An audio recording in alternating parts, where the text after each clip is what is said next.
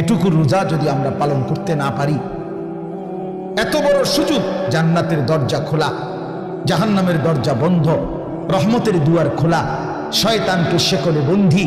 আল্লাহর নবী বলছে একটা নফল একটা ফরজের সমান, একটা ফরজ 70টা ফরজের সমান। শুরুটা রহমত, মধ্যখানটা মাগফিরাত, শেষটা নাজাত।